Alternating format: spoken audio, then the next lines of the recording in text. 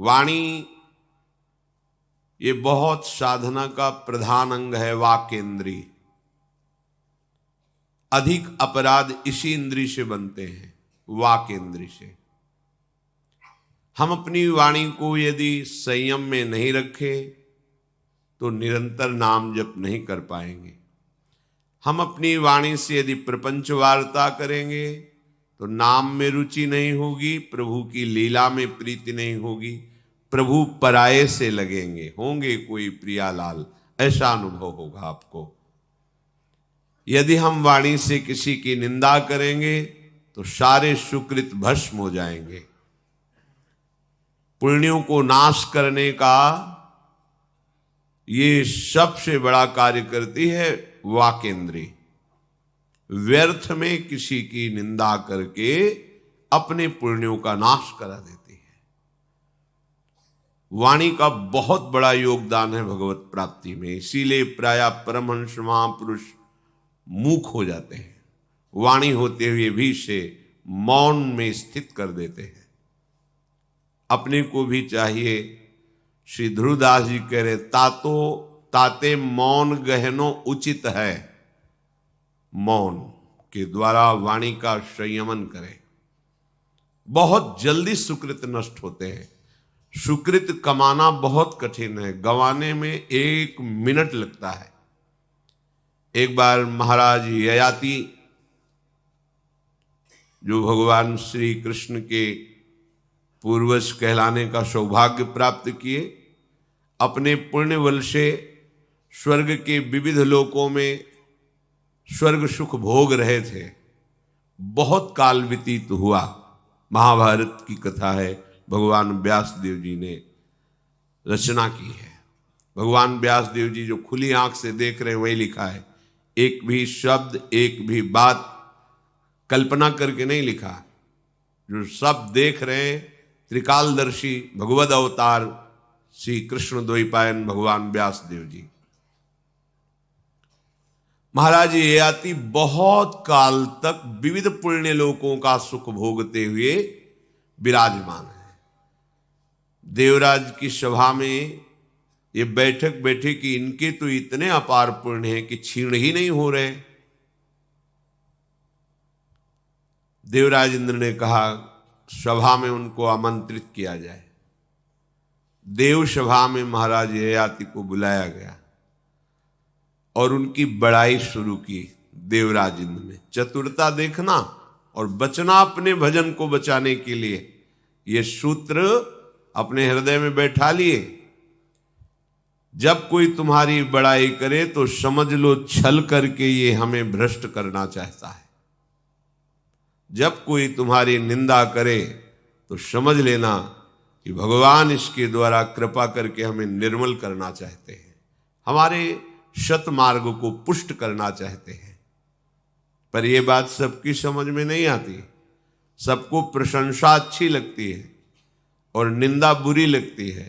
वो सब संसार के भाव वाले होते हैं। जो भगवत मार्ग का पथिक है वो सम मान निरादर आदर है। आदर हो या निरादर हो कोई फर्क नहीं, वो अपने मार्ग में चलता है। महाराज ययाति को बड़ा अच्छा लगने लगा कि देवराज इंद्र की त्रिभुवनपति की सभा में हमारा यशगान हो रहा है।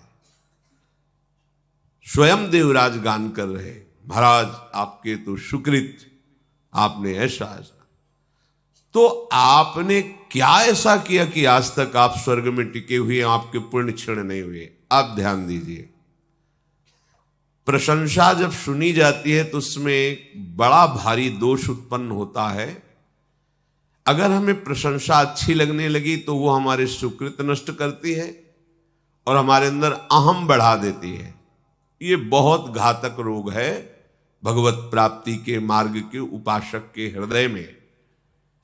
जब आपकी किसी भी सेवा की, भजन की, भागवतिक वृत्ति की बड़ाई होने लगे तो कान में अंगुली डाल लो, ना सुनो अपनी प्रशंसा, नहीं तो आपके सुकृत क्षीण होंगे और अहम बढ़ जाएगा। जिस अहम रूपी रोग का हम नाश करने में लगे हैं परमार्थ के बल से, वही बढ़ जाएगा। जिसका देहाभिमान गलित हुआ है, मन एकाग्र है, किसी नवीन विषय के भोगने की इच्छा नहीं है, वो ब्रह्म प्राप्त हो रहा है। शब्द याद कीजिए, देहाभिमान गलित हो रहा है, किसी भी नवीन विषय के भोगने की इच्छा नहीं, मन लक्ष्य पर एकाग्र है, वो भगवत प्राप्त हो रहा है, वो जीवन मुक्त की भूमिका पर पहुंच रहा है।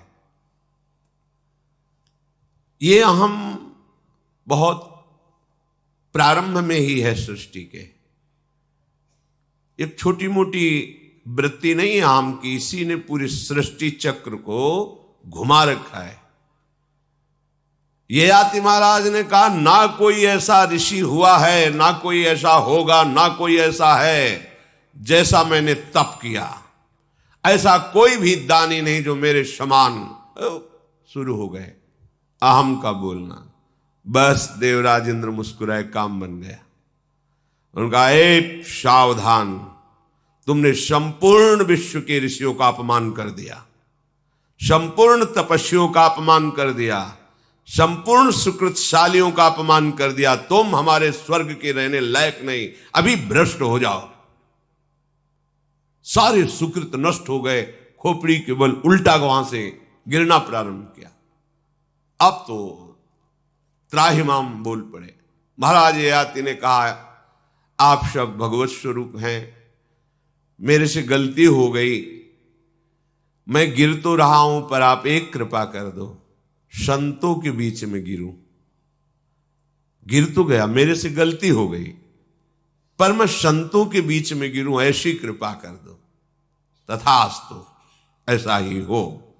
आकाश मार्ग से सीधे खोपड़ी के बल आ रहे थे। ये महाराज शिवी आदि बड़े बड़े भगवत समर्पित राजर्षि बैठ करके भगवत वार्ता कर रहे थे, तो देखा कोई स्वर्ग से तेजोमय विमान से उल्टा गिराया जा रहा है। जे ही नजदीक आए तो मैं अपने भजन और साधना का जो भी फल है इस तेजस्वी महापुरुष को अर्पित करता हूं, ये भूमि पर न गिरने पावे, वहीं रुक जाए। रुक गए, सबने अपने अपने सुकृत दे दिए, वो नीचे नहीं आ पाए, पुनः स्वर्ग पहुंच गए। दैन्यता, पश्चाताप, ये ऊंचाई पर चढ़ाता है। अभिमान, गर्व, प्रशंसा सुन करके ये आपका पतन करता है। और ये बात केवल वाणी से हुई। महाराज ययाति से कोई अपराध शारीरिक नहीं किया, वाणी से बोल गए ऐसा।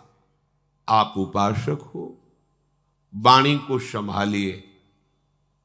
वाणी एक अमूल है, जो कोई बोले जानी, ये तराजू तौलिके तब मुख बाहर आनी। आप संसारी व्यक्ति नहीं है, बस बोलते चले जा रहे हैं। क्या बोल रहे हैं, क्या परिणाम होगा, आप सोच नहीं रहे, तो आप साधक कैसे हो? कम शब्द बोलो, बहुत ज्यादा सुनो। भगवद वार्ता, भगवन नाम कीर्तन, महात्माओं की वाणी, ये सुनो। आप कम बोलो। कहीं उत्तर देना है, कम शब्दों में उत्तर दो, क्योंकि नाम छूट जाएगा ज्यादा बात करोगे।